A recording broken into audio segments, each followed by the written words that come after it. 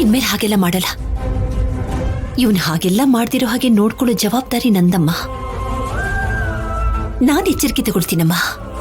ಇವನು ಮತ್ತೇನಾದ್ರೂ ಇಂಥ ತಪ್ಪು ಮಾಡಿದೆ ಆದ್ರೆ ನಾನೇ ಶಿಕ್ಷೆ ಕೊಡ್ತೀನಿ. ಯೋಚನೆ ಮಾಡ್ಬೇಡ ನೀನು. ಹೌದಾದ್ಯಾ, ಇನ್ಯಾವತ್ತೂ ಈ ತರ ತಪ್ಪಾಗಲ್ಲ. ಇನ್ನೊಂದ್ಸಲ ಈ ವಿಷಯವಾಗಿ ನಿನ್ನ ಹತ್ರ ಮಾತಾಡಲ್ಲ. ಸುಮ್ನೆ ಮುಹೂರ್ತಕ್ಕೆ ಟೈಮ್ ಆಗೋಗ್ತಾ ಇದೆ. ಇದೊಂದ್ಸಲ ಮಾವನ್ ತಪ್ಪನ್ನ ಕ್ಷಮಿಸು ಆದ್ಯಾ. ಎಲ್ರೂ ಮುಂಚಿನ ತರ ಸಂತೋಷವಾಗಿರೋಣ. ಆದ್ಯಾ, ಟೈಮ್ ಇಲ್ಲ. ಮಾಡಿರೋ ತಪ್ಪಿಗೆ ಮನಸ್ಫೂರ್ತಿಯಾಗಿ ಕ್ಷಮೆ ಕೇಳಿದ್ದೀನಿ. ಮುಹೂರ್ತದ ಸಮಯ ಬಂತು ಅಂದ್ರೆ ಚಾರು ಕುತ್ತಿಗೆಗೆ ತಾಳಿ ಕಟ್ಟಬೇಕು. ಕಟ್ಟು ಸೀನು. ನೀನೇ ಬೇಕು ಅಂತ ಇಷ್ಟಪಟ್ಟು ಮದ್ವೆ ಆಗ್ತಿದ್ಯಲ್ಲ, ಹೋಗಿ ಚಾರು ನಮ್ಮ ಮದ್ವೆ ಮಾಡ್ಕೊಂಡು ಹಾಯಾಗಿರು. ಮತ್ತೆ ನನ್ ಬಗ್ಗೆ ಯೋಚನೆ ಮಾಡೋದ್ ಯಾಕೆ? ನನ್ನ ಹತ್ರ ಬಂದು ನಿಂತಿರೋದ್ ಯಾಕೆ?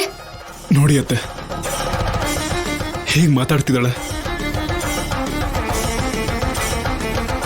ಇದಕ್ಕಿಂತ ಇನ್ನೇನ್ ಮಾಡ್ಲಿ? ನನ್ನ ನೋವನ್ನ ಇವಳಿಗೆ ಹೇಗೆ ಅರ್ಥ ಮಾಡಿಸ್ಲಿ? ನೀನ್ ಏನೇ ಹೇಳಿದ್ರು, ಎಷ್ಟೇ ಕೇಳ್ಕೊಂಡ್ರು ನಿನ್ ಮೇಲೆ ನನಗೆ ಪ್ರೀತಿ ಹುಟ್ಟಲ್ಲ. ಹೊಸದಾಗಿ ಹುಟ್ಟೋದಕ್ಕೇನಿದೆ? ಮಾವನ್ ಮೇಲೆ ನಿಂಗೆ ಪ್ರೀತಿ ಇದ್ದೇ ಇದೆ. ನಿಂಗ್ ಬಂದಿರೋ ಕೋಪದಿಂದ ಆ ಪ್ರೀತಿನ ನೀನ್ ಮುಚ್ಚಿಡ್ತಿದ್ಯಾ ಅಷ್ಟೆ.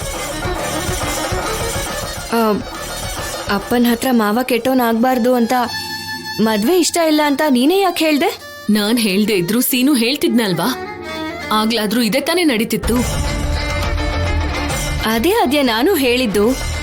ಹಾಗ್ ನಡಿಬಾರ್ದು ಅಂತ, ಮಾವನ್ ಕಾಪಾಡ್ಬೇಕು ಅಂತ ನಿನ್ಮೇಲೆ ಅಪವಾದ ಹಾಕೊಂಡು ಅಪ್ಪನ ಹತ್ರ ಕೂಡ ಕೆಟ್ಟವಳಾಗಿದ್ಯಾ ಅಂದ್ರೆ ಮಾವನ್ ಮೇಲೆ ನಿಂಗೆ ಪ್ರೀತಿ ಇದೆ ಅಂತಾನೆ ಅಲ್ವಾ? ನೋಡಮ್ಮ ಆದ್ಯ, ನಿನ್ನ ಇಷ್ಟನ ಪ್ರೀತಿನ ದೂರ ಮಾಡ್ಕೊಂಡು ನೀನ್ ಹೊರಟೋದ್ರೆ ನಾಳೆ ನೋವು ಪಟ್ಕೊಳ್ಳೋದು ನೀನ್ ಮಾತ್ರ ಅಲ್ಲ, ನಾವು ಕೂಡ. ದಯವಿಟ್ಟು ನನ್ನ ಮಾತನ್ನ ಅರ್ಥ ಮಾಡ್ಕೊಮ್ಮ. ಏನ್ ಅರ್ಥ ಮಾಡ್ಕೋಬೇಕು ದೊಡ್ಡಮ್ಮ?